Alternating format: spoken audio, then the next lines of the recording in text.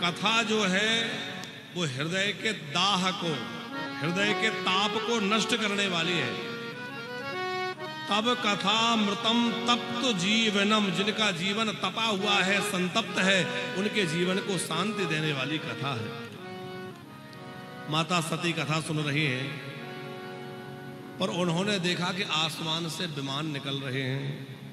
अब विमान निकलते हुए देखा तो भोले बाबा से पूछा, हे महादेव, ये सब विमान कहाँ जा रहे हैं? भोले बाबा ने ध्यान लगाकर देखा, सब समझ गए। कहा, देवी, ये सब विमान हरिद्वार जा रहे हैं। वहां तुम्हारे पिता दक्ष महाराज एक बड़ा विशाल यज्ञ कर रहे हैं, तो ये सारे देवता विमानों में बैठ बैठ के तुम्हारे पिताजी के यज्ञ में जा रहे हैं।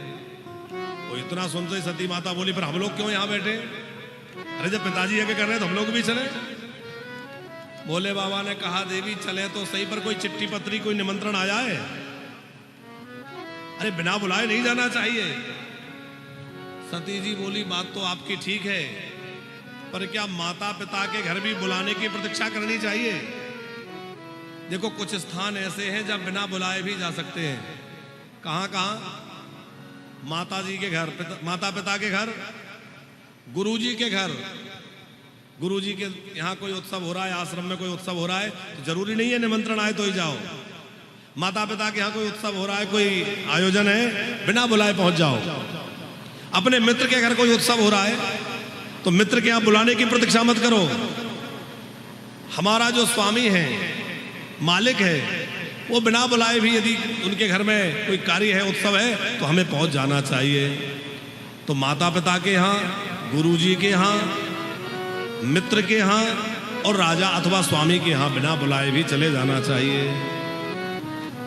भोले बाबा ने कहा, देवी बात तो तुम्हारी ठीक है कि इन स्थानों में बिना बुलाए जा सकते हैं, जाना चाहिए, लेकिन जहां कोई विरोध मानता हो, हमारे जाने से उनको तकलीफ होती हो, ऐसी जगह मत जाओ। भाई जाओ वहां जहां हमारे जाने से लोगों को प्रसन्नता हो।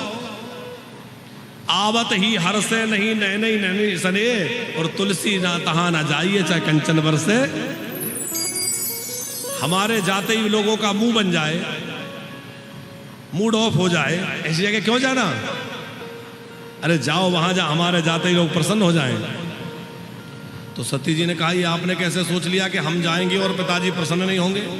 अरे हमारे को देखते ही भोले बाबा से कह रही हैं कि हमें देखते ही पिताजी प्रसन्न हो जाएंगे, माताजी खुश हो जाएंगी।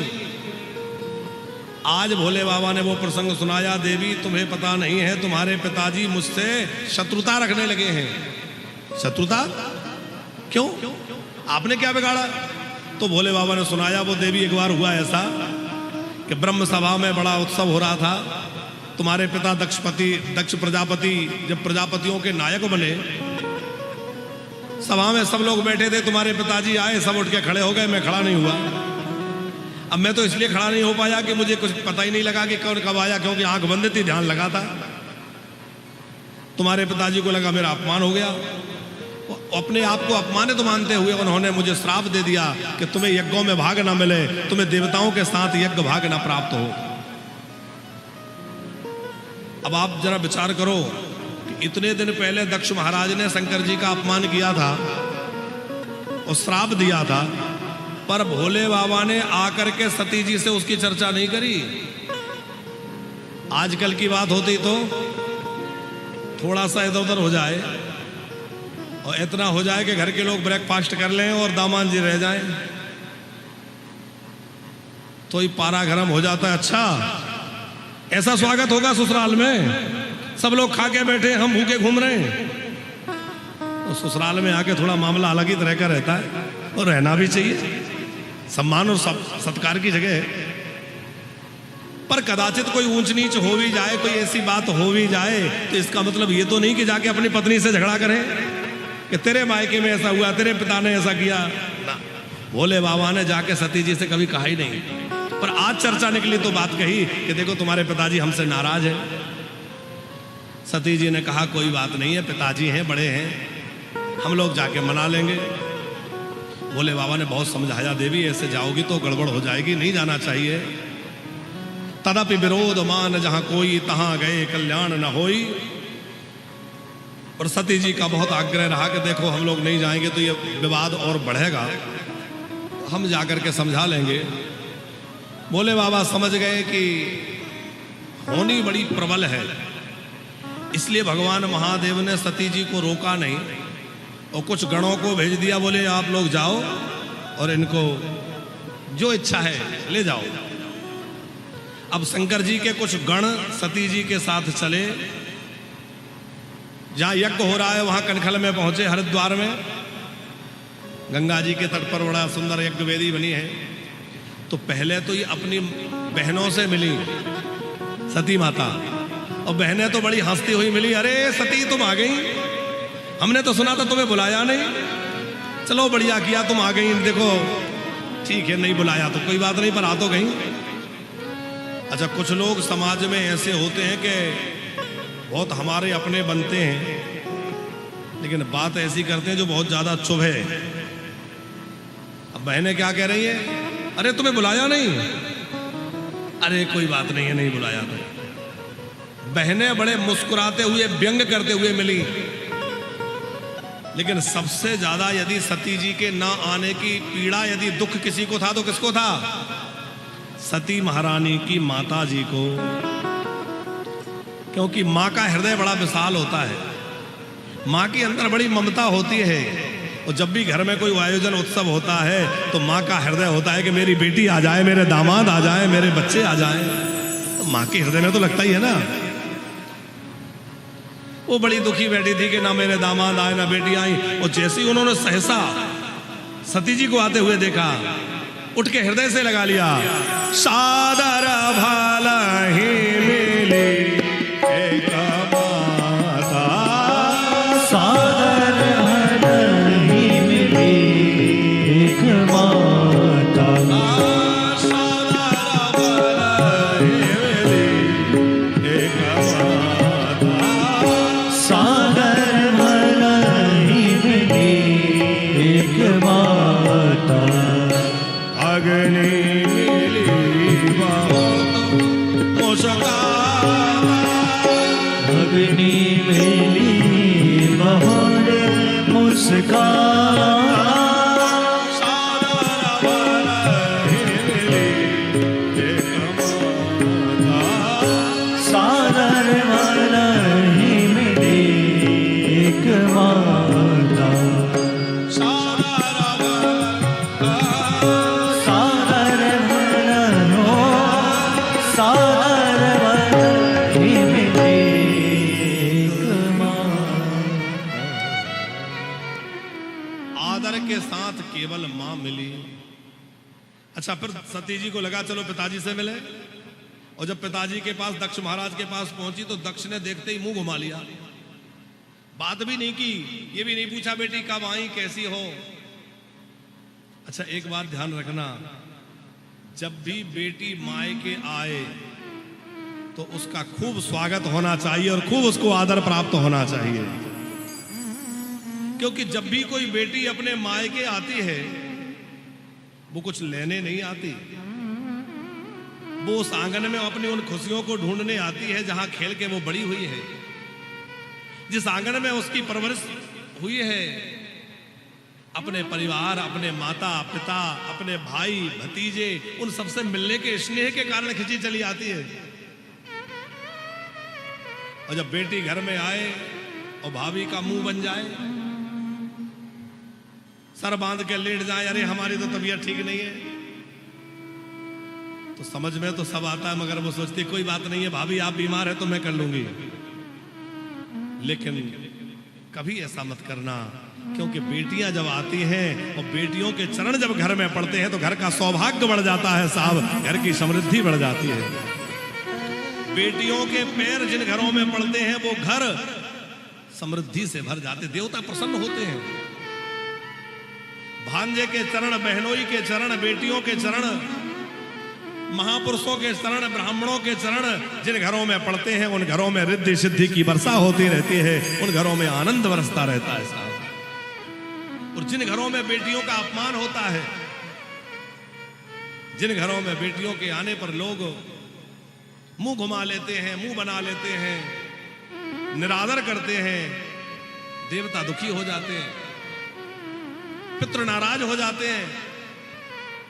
और तरह तरह के उपद्रव घर में शुरू हो जाते हैं।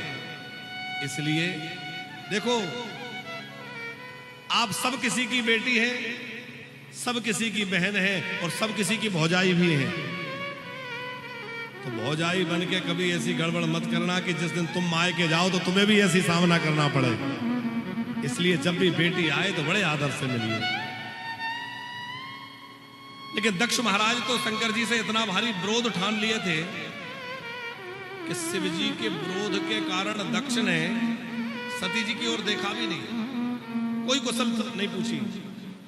और सती जी को लगा कि चलो पिताजी हैं, नाराज है, समझा लेंगे। यज्ञ मंडप की ओर गई। जाके सती माता ने देखा यज्ञ में छोटे से छोटे देवता का भी भाग रखा हुआ है, पर देवादिदेव भगवान महादेव का कोई स्थान नहीं है, कोई भाग भगवान शंकर का नहीं है। भगवती सती के मन में दाह उत्पन्न हो गया। हृदय शिव द्रोह जो देखा, शिव अपमान से हृदय जल उठा, अत्यंत हृदय संतप्त हो गया। तब भगवान शंकर की बातें चित्त में चढ़ी। भोले बाबा ठीक कह रहे थे, देवी मैंने तो अपना अपमान सह लिया, पर तुम नहीं सहन कर पाओगी। ध्यान रखना, एक बेटी अपने मायके में अपना अपमान तो सहन कर सकती है, पर अपने मायके में अपने पति का अपमान उससे सहन नहीं होता है। जब भगवती सती ने देखा कि मेरे पिता के यज्ञ में, मेरे मायके में मेरे पतिदेव का अपमान, और जहां मेरे पति का अपमान हो रहा है वहां मैं प्रेम से बैठ के रोटी जीवूं, ठीक नहीं है। अपने पिता को फटकार लगाई, अरे मैंने तुम्हारी बेटी बनना इसलिए स्वीकार किया था कि तुम बड़े दक्ष हो, कुशल हो, निपुण हो, शिवजी के भक्त हो, तुमने मेरी आराधना करी और मैं तुम्हारी बेटी बनी, पर आज तुमने शिवद्रोह करके बहुत बुरा किया है। शिवद्रोही से मैं कोई संबंध नहीं रखना चाहती, शिवद्रोही के साथ मैं कोई अपना नाता नहीं रखना चाहती। पर सती जी बोली, भले ही मैं लाख बार कह दूं कि अब मेरा कोई रिश्ता नहीं है, पर जब तक ये शरीर है लोग मुझे दक्ष की पुत्री ही पुकारेंगे, इसलिए मैं इस शरीर को ही भस्म कर देती हूं। ऐसा कहकर भगवती सती ने आसन लगा ली। आसन लगा के भगवती सती बैठ गई। भगवती सती ने शिव चरणों का स्मरण किया, महादेव का ध्यान करती हुई भगवती सती ने योग अग्नि को प्रकट कर दिया। धू धू करके शरीर जल उठा, बड़े जोर की योग की अग्नि प्रकट हो गई। महादेव के गण दौड़े, माँ माँ ये आप क्या कर रही हैं? हे माँ आपने ये क्या किया? पर सती का देह जल गया। शिव जी के गण कुछ कर ना पाए, रोते बिलखते कैलाश की ओर भागे। बाबा अनर्थ हो गया, महादेव अनर्थ हो गया। पर शिव गणों का साहस नहीं हो रहा कि शिव जी से कैसे कहें। तब नारद जी ने आकर भगवान महादेव से कहा। महादेव को रोष आ गया, महारानी सती के साथ ऐसा व्यवहार, अब ये दक्ष नहीं बचेगा। भगवान शंकर ने अपनी एक जटा निकाली, वीरभद्र को प्रकट कर दिया। भगवान शंकर के महान गण वीरभद्र बड़ी भारी विशाल सेना शिवगणों के लेकर के और कैलाश से हरिद्वार की ओर चले। आंधी चलने लगी, गर्जना होने लगी, धूल उड़ने लगी। सब डर गए, लगता है पृथ्वी पलट दी जाएगी, प्रलय आ जाएगी। वीरभद्र ने सारे यज्ञ को ध्वस्त कर दिया, सबको उनकी करनी का दंड दिया। दक्ष महाराज का सिर काट करके हवन कुंड में स्वाहा कर दिया। जैसे दक्ष महाराज का मस्तक काट के स्वाहा किया, सब देवता व्याकुल हो गए। किसी का हाथ टूटा, किसी का पैर टूटा, किसी का मुंह टूटा। सब भागते कैलाश पर गए, महादेव महादेव